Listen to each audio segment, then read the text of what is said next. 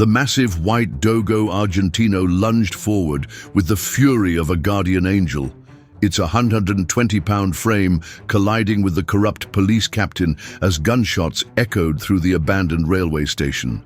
Blood splattered against the concrete walls as the 70-year-old woman, Maria, clutched evidence that would bring down an entire criminal empire. Her husband, Ivan, despite his age, stood protectively over the wounded police officer they had saved just days before. "You think an old couple and their dog can stop us?" Captain Kapralov snarled, raising his weapon again. But Toro, the magnificent Dogo Argentino, had other plans. His powerful jaws clamped down on the corrupt officer's arm just as backup sirens wailed in the distance. This wasn't just a dog protecting his family. This was the moment when justice itself took the form of a four-legged warrior, and an elderly couple became the unlikely heroes who would expose the darkest corruption their city had ever seen. But how did a retired couple and their loyal companion end up in a deadly shootout with corrupt police officers? How did a simple act of kindness spiral into a conspiracy that reached the highest levels of government? To understand this incredible true story, we need to go back to where it all began, 3 days earlier, in the quiet streets of Vologda, Russia. Before we dive into this amazing story, I need you to do something for me. Drop your country in the comments below and hit that subscribe button, because stories like this prove that heroes come in the most unexpected forms, and you won't want to miss what happens next on Wind Echo Untold. In the frost-covered city of Vologda, Russia, where temperatures drop to -30°C and the wind cuts through your soul like a blade, lived Ivan Petrov, 73 years old, and his wife Maria, 71. For 47 years, they had shared everything together. Their modest two-story wooden house, their small pension, their quiet routine, and most importantly, their unshakable faith in doing what's right. Ivan had worked his entire life as a railway engineer, his calloused hands having built the very tracks that connected their city to Moscow. His steel-grey beard and weathered face told the story of a man who had survived the harsh Russian winters and even harsher Soviet times. But his eyes, those pale blue eyes, still sparkled with the kindness that had first attracted Maria all those decades ago. Maria, a former schoolteacher, spent her retirement tending to their small garden behind the house, preserving vegetables for the long winters and knitting scarves for the neighborhood children. Her silver hair was always neatly braided, and despite the lines on her face, she moved with the grace of someone who had never lost her inner strength. But the true king of their household was Toro, a magnificent 3-year-old Dogo Argentino. This wasn't just any dog. Standing nearly 3 feet tall at the shoulder and weighing 120 pounds of pure muscle, Toro was a gentle giant with a heart as big as his massive frame. His pure white coat gleamed like fresh snow, and his dark, intelligent eyes seemed to understand every word spoken in their home. The Dogo Argentino breed was originally developed in Argentina for hunting wild boar and pumas, creatures that would terrify grown men. These dogs possess an almost supernatural combination of strength, intelligence, and loyalty. They're known to fight to the death to protect their families, and Toro embodied every noble characteristic of his breed. Ivan and Maria had rescued Toro as a puppy from an abusive owner 3 years earlier. The bond they formed was unbreakable. Toro wasn't just their pet, he was their guardian, their companion, their child. Every morning he would walk with Ivan to the local market. Every evening he would sit by Maria's feet as she read aloud from her favorite novels. Their neighbors often joked that Toro was more civilized than most humans in Vologda. He never barked unnecessarily, never showed aggression without cause, and seemed to possess an almost mystical ability to sense people's true intentions. Little did anyone know that this extraordinary ability would soon save lives and expose a conspiracy that threatened to destroy their entire community. It was Tuesday evening, November 15th, when the temperature had dropped to -28°C. The streets of Vologda were deserted except for the occasional car struggling through the icy roads. Ivan and Maria had just finished their dinner of borscht and black bread when Toro suddenly stood up from his favorite spot by the fireplace, his ears erect and alert. "What is it, boy?" Ivan asked, but Toro was already moving toward the front door, a low whine escaping his throat, not aggressive, but concerned, almost protective. Maria looked out the frost-covered window and gasped.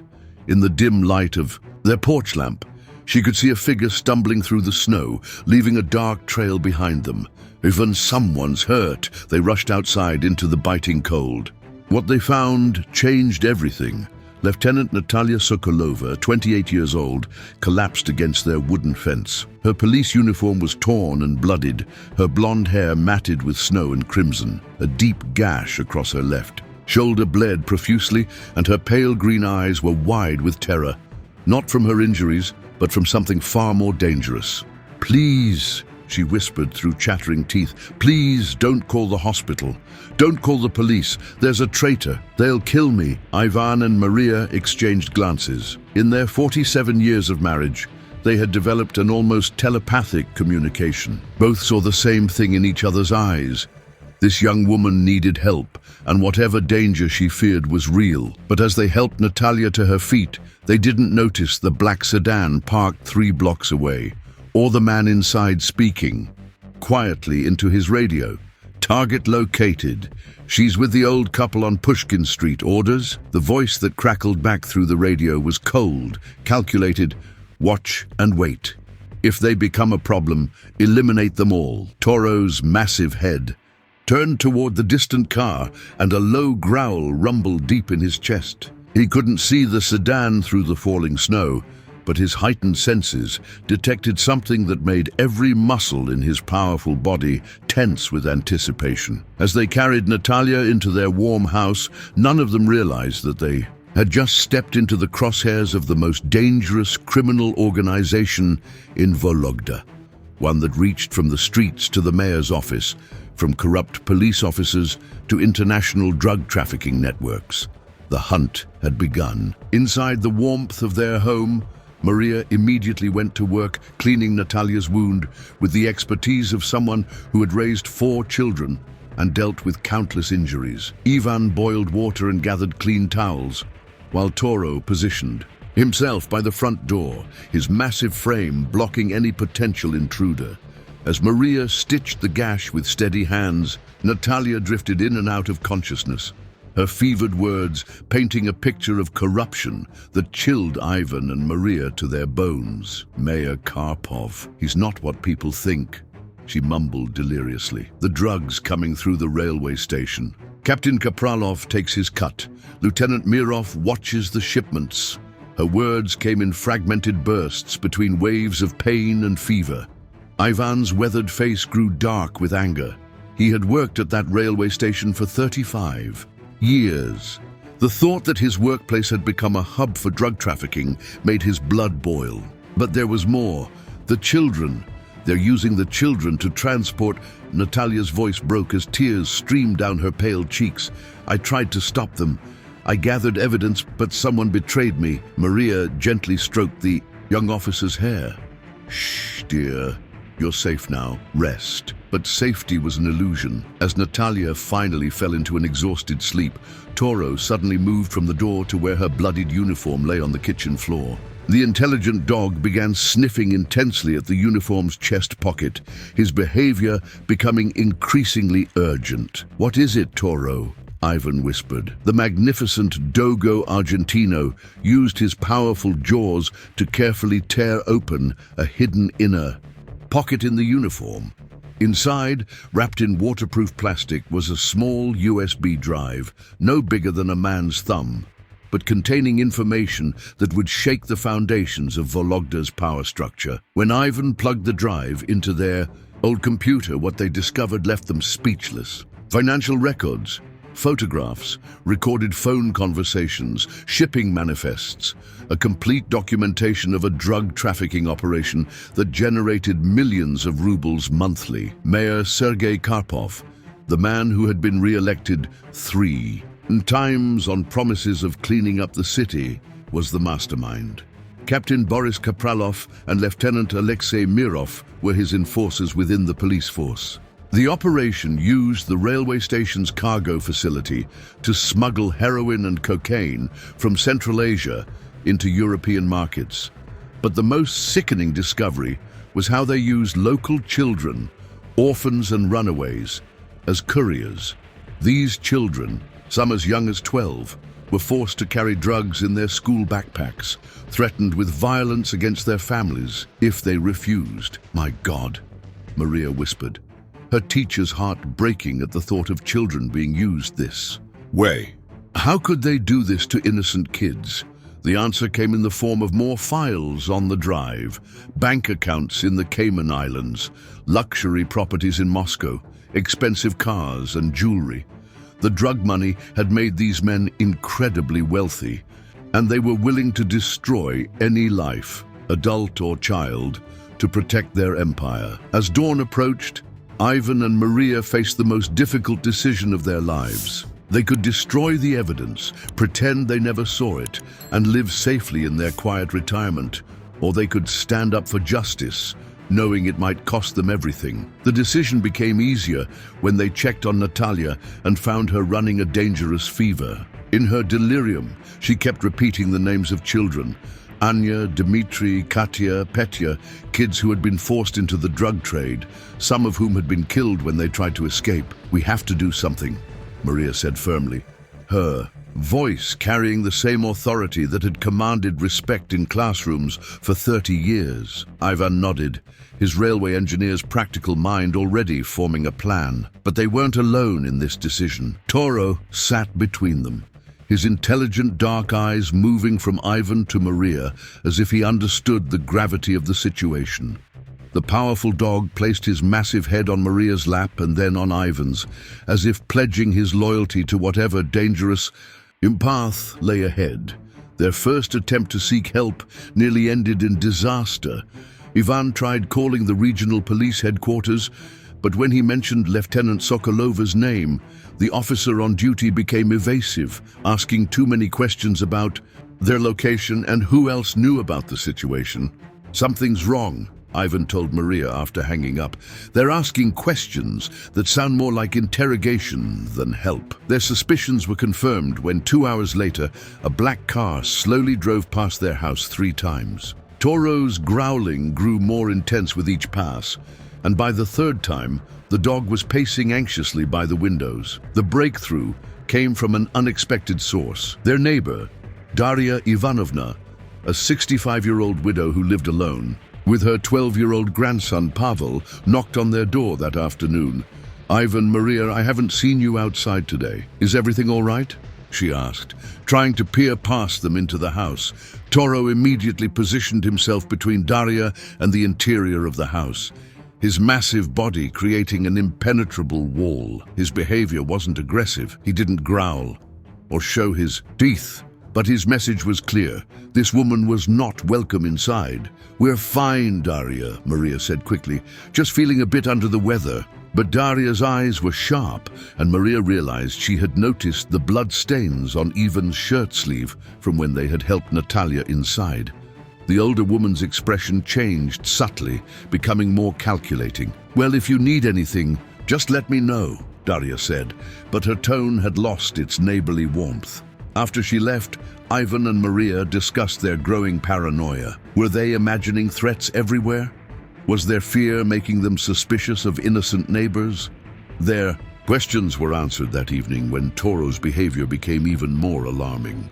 The dog refused to leave the front door, positioning himself as a living barrier between his family and the outside world. His usually calm demeanor was replaced by constant vigilance, his head turning at every sound, his muscles coiled for action. At 9 p.m., their fears materialized into reality.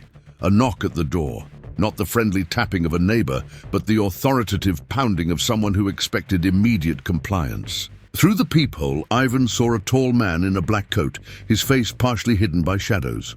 "Police!" the man announced, though he showed no badge. "We need to speak with you about a missing officer."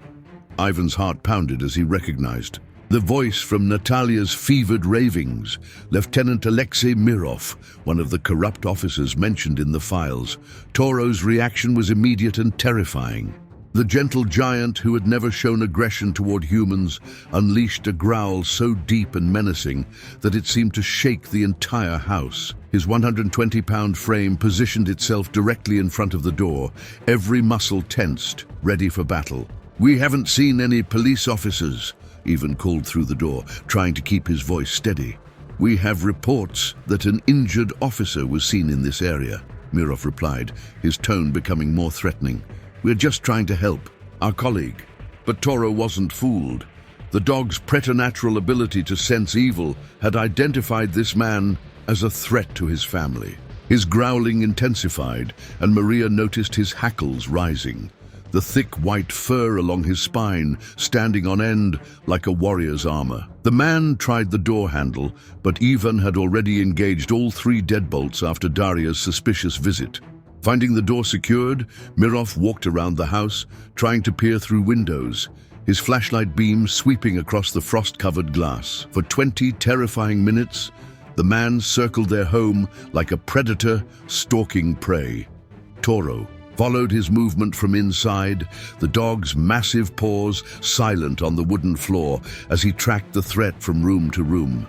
Finally, the sound of car doors slamming and an engine starting told them the immediate danger had passed. But Ivan and Maria knew this was just the beginning. They had something the corrupt officers desperately wanted, and men who trafficked drugs and exploited children wouldn't hesitate to kill an elderly couple to protect their empire. As they checked on Natalia, who was slowly recovering from her fever, she confirmed their worst fears. "They'll be back," she whispered weakly. "Mirov doesn't give up easily, and if he can't find me, he'll assume you know everything. You're all in danger now." The young officer's eyes filled with tears of guilt and fear. "I'm so sorry I brought this to your door. These men have killed before. They won't hesitate to kill again." But Ivan and Maria had made their choice. Looking at this brave young woman who had risked everything to protect children, and seeing the evidence of corruption that was destroying their community, they knew they couldn't back down. "We need to find someone we can trust," Ivan said firmly. "Someone in law enforcement who isn't corrupt." Natalia's face brightened slightly. "Captain Elena Morozova," she said. "She's with the Regional Investigation Unit. I was trying to reach her when I was attacked. If anyone can help us, it's her.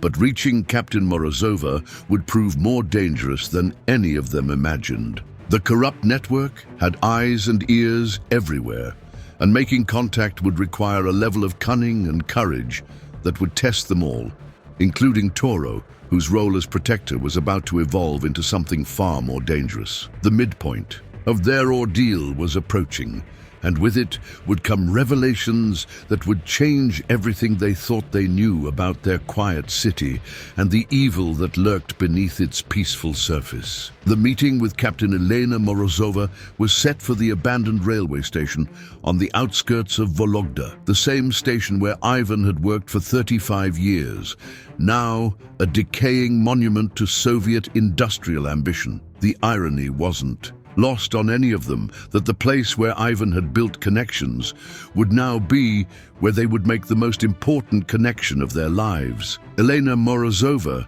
was everything Natalia had promised. Sharp, incorruptible, and burning with a desire for justice. At 42, she had earned her captain's rank by solving cases that others deemed impossible. Her dark hair was pulled back in a practical bun, and her intense brown eyes missed nothing as she examined the evidence Ivan and Maria had brought. "This is more extensive than we ever imagined," Elena said, scrolling through the files on the USB drive. "We knew there was corruption, but this reaches into the mayor's office, the customs authority, even the juvenile court system." The plan was simple in theory. Elena would arrange for federal investigators to come to Vologda, bypassing the corrupt local authorities entirely. The evidence would be presented to prosecutors in Moscow who had no connection to the local network. Justice would finally prevail.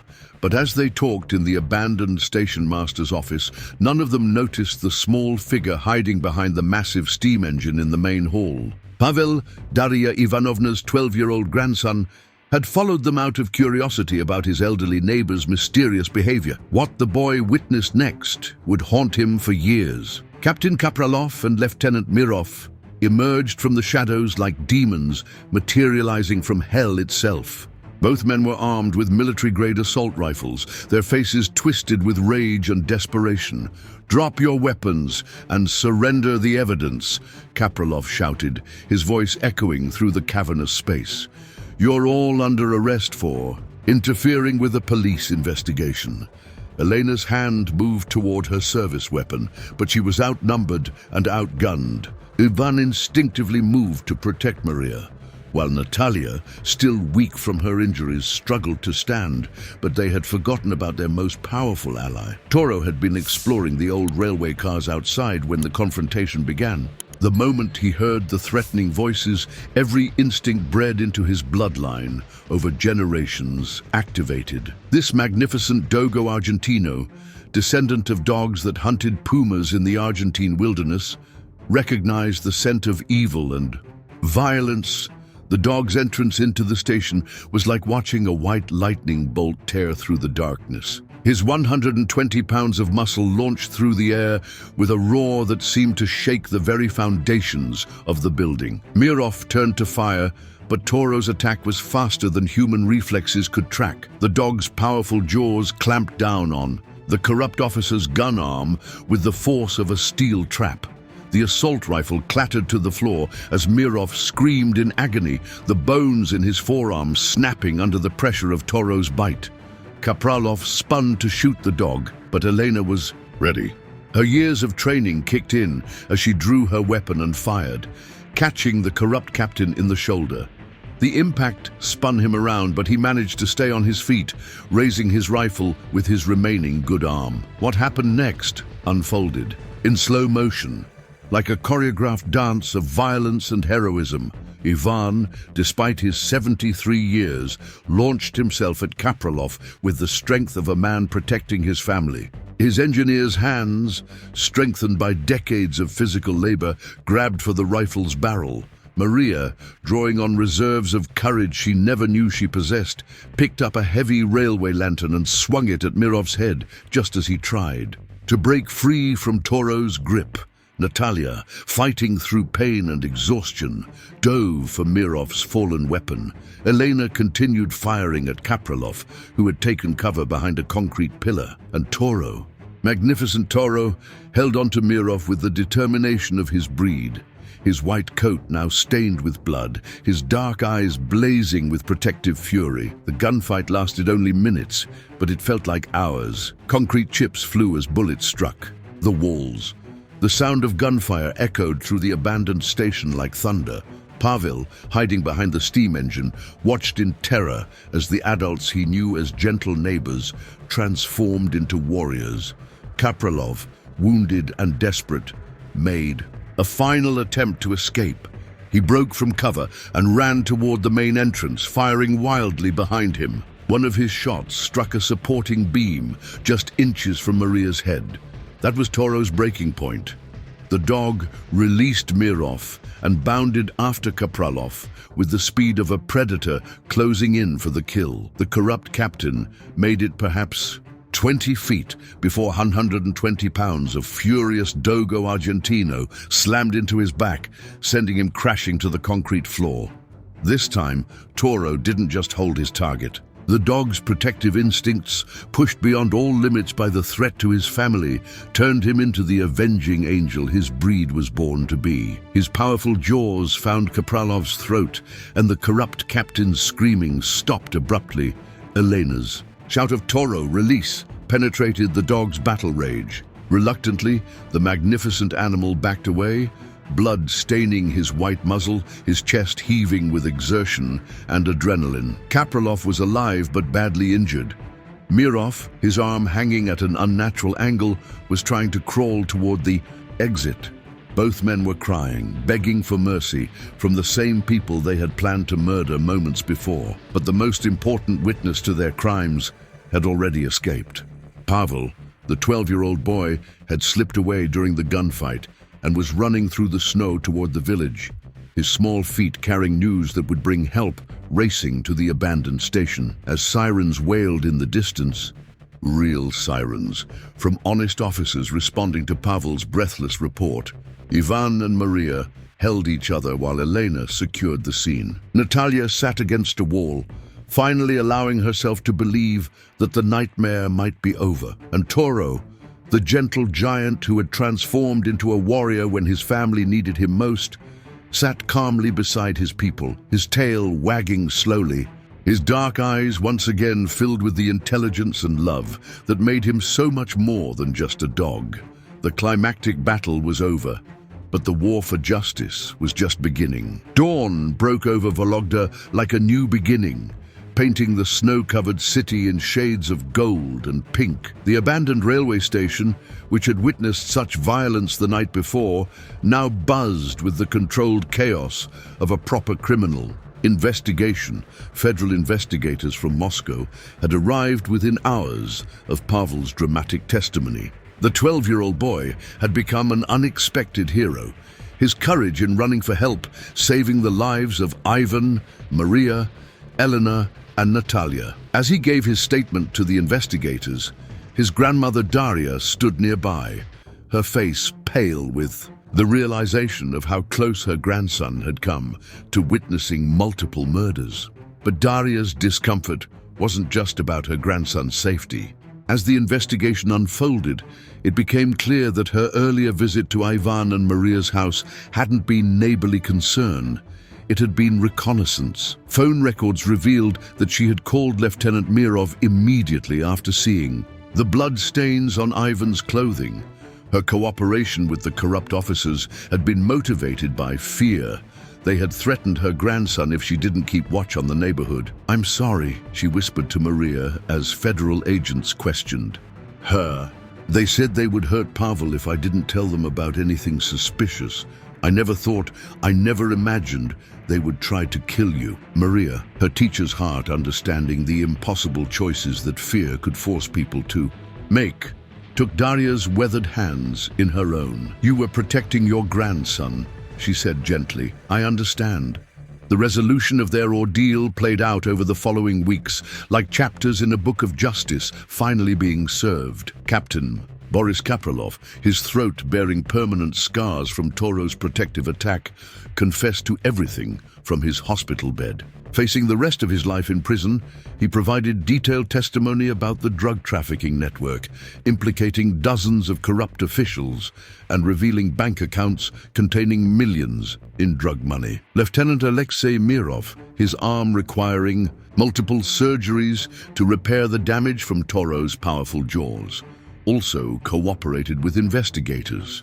His testimony revealed how they had recruited children into their operation, threatening families and exploiting the desperation of poverty to turn kids into drug couriers. The most satisfying arrest came on a Tuesday morning when federal agents stormed Mayor Sergei Karpov's office during a city council meeting.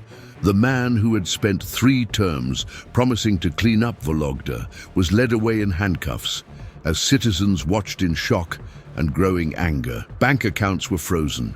Properties were seized, the luxurious lifestyle built on the suffering of children, and the destruction of families was stripped away piece by piece. But the true measure of their victory wasn't in the arrests or the confiscated wealth.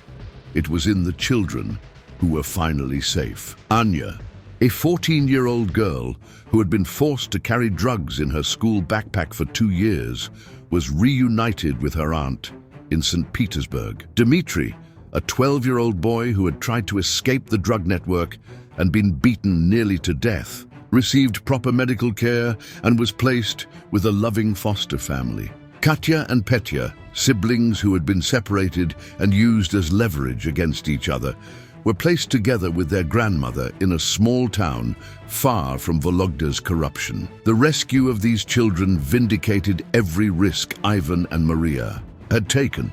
As they sat in their warm kitchen, reading letters of gratitude from families they had helped save, they knew their decision had been worth every moment of terror. Natalia Sokolova made a full recovery and was promoted to captain, taking over the anti-corruption unit that had been disbanded by the previous regime. Her first act was to establish a program protecting children who had been exploited by criminal organizations.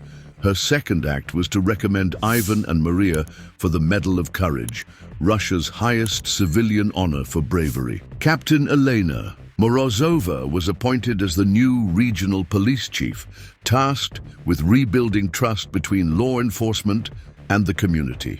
Her first initiative was a program where local residents could report corruption anonymously, knowing their information would be investigated by federal authorities rather than potentially corrupt local officials. The abandoned railway station, where their climactic battle took place, was transformed into a community center for at-risk youth, funded by the seized assets of the drug network. A plaque by the entrance read, "In honor of those who stood up for justice when it mattered most." But perhaps the most touching resolution involved the simplest relationship of all.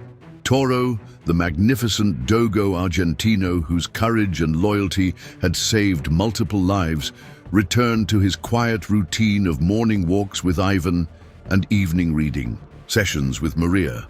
The local veterinarian who examined him after the fight found no lasting physical damage, but noted something remarkable in the dog's behavior. "He's different now," the vet told Ivan and Maria. "Not traumatized, but more confident, like he knows exactly who he is and what he's capable of." Indeed, Toro's reputation spread throughout Vologda and beyond. Children who had been afraid of the large white dog now approached him with reverence and gratitude. Parents told stories of the heroic Dogo Argentino who had helped save their kids from a life of exploitation and danger. The dog seemed to understand his new status as a local hero. His walks through the neighborhood became processions with children and adults stopping to pet him and thank him. But he never forgot his primary job, protecting Ivan and Maria, the elderly couple who had given him love and purpose. On quiet evenings, a snow fell outside their warm home, and the three of them sat by the fireplace. Ivan and Maria often reflected on how dramatically their lives had changed. They had gone from quiet retirees to heroes of a corruption scandal that made international news. Their story was featured in newspapers from Moscow to New York, always emphasizing how ordinary people could do extraordinary things when guided by conscience and courage. But they never forgot the cost of their heroism. Other families had paid higher prices for standing up to corruption. Other children had suffered longer before rescue came. Their victory was sweet, but it was tempered by the knowledge of how much evil had been allowed to flourish in their community. Winter turned to spring, and the harsh Russian snow gave way to the first green shoots of new growth. The resolution of their story became clear. They hadn't just solved a crime or exposed corruption. They had proven that justice doesn't always wear a badge or carry official authority. Sometimes it takes the form of an elderly couple whose conscience won't let them ignore suffering, and a loyal dog whose love for his family transforms him into something magnificent and terrible. The resolution of their adventure was complete, but its impact would ripple through their community for generations to come. As we close this incredible true story, let's reflect on what Ivan, Maria, and Toro have shown us about the nature of heroism and the power of doing what's right, even when the odds seem impossible. These weren't trained soldiers or professional investigators. Ivan was a retired railway engineer. Maria was a former school teacher. Their greatest weapon was a dog whose only qualification for heroism was an unshakable loyalty to his family. Yet when faced with a choice between safety and justice, they chose to stand up for children they had never met, knowing it could cost them everything. Their story teaches us that heroes don't always look like the muscular action stars we see in movies. Sometimes they're 73-year-old men with weathered hands and steel gray beards. Sometimes they're 71-year-old women with silver hair and teachers' hearts. Sometimes they're dogs whose love for their family transforms them into warriors when protection is needed most. The corrupt network that Ivan and Maria helped expose had operated for years because people were afraid to speak up. Citizens saw suspicious activity but convinced themselves it wasn't their business. Police officers noticed inconsistencies but chose not to investigate. City officials heard rumors but decided it was safer to look the other way. But when an elderly couple decided that protecting children was worth risking their lives, everything changed. Their courage inspired others to come forward. Their example showed that ordinary people could stand up to extraordinary evil and win. The children who were saved, Anya, Dmitri, Katya, Petya, and dozens of others, grew up knowing that strangers had risked everything to protect them. Some of them became teachers like Maria, passing on the lesson that education is a form of protection against exploitation. Others became engineers like Ivan, building the infrastructure that connects communities and creates opportunities for honest work. And all of them learned from Toro's example that loyalty isn't just about following orders or staying by someone's side. True loyalty means being willing to transform yourself into whatever your family needs, whether that's a gentle companion on quiet evenings or a fierce protector when danger threatens those you love. The legacy of their story extends far beyond the arrests and convictions. It lives in every person who sees corruption and chooses to report it rather than ignore it. It lives in every community that protects its children instead of exploiting them. It lives in every family that welcomes a rescue dog and gives it the chance to become something magnificent. As for Ivan and Maria, they returned to their quiet retirement, but with a deeper understanding of their own capacity for courage. They still tend their garden, still read together by the fireplace, still take morning walks with Toro. But now their neighbors look at them with a respect that goes beyond mere friendship. They are living proof that age doesn't diminish the ability to make a difference, and that sometimes the most important battles are fought not by the young and strong, but by the wise and determined. Toro remains their constant companion, still gentle with children, still protective of his family, still embodying the best qualities of his magnificent breed. But now he carries himself with the confidence of a dog who knows exactly who he is and what he's capable of achieving. His white coat gleams in the Russian sunlight like a banner of victory, reminding everyone who sees him that heroes come in all forms. The most powerful lesson from their story is this: when faced with the choice between safety and justice, between comfort and courage, between looking the other way and standing up for what's right, we all have the potential to be heroes. We all have the capacity to protect the innocent, expose the corrupt, and create a better world for the next generation. This is Wind Echo Untold, and we're here to share stories that prove ordinary people can do extraordinary things. If Ivan and Maria's courage has inspired you, if Toro's loyalty has moved you, if this story of justice triumphing over corruption has given you hope, then I need you to take action right now. First, drop a comment below telling us what this story taught you about courage and standing up for what's right. Did it change how you think about heroism? Would you have made the same choices Ivan and Maria made? We want to hear your thoughts. Second, hit that subscribe button and ring the notification bell, because Wind Echo Untold is dedicated to finding and sharing stories like this one. Stories that prove the human spirit is stronger than any corruption, that love is more powerful than fear, and that sometimes the greatest heroes are hiding in plain sight in small towns around the world. Share this video with someone who needs to be reminded that they have the power to make a difference. Whether they're young or old, whether they feel powerless or forgotten, whether they think their voice doesn't matter, this story of Ivan, Maria, and Toro proves that every person has the potential to be someone's hero. The research continues. The legacy lives on, and heroes like Ivan, Maria, and Toro are waiting to be discovered in communities around the world. Until our next untold story, Remember that courage isn't about being fearless.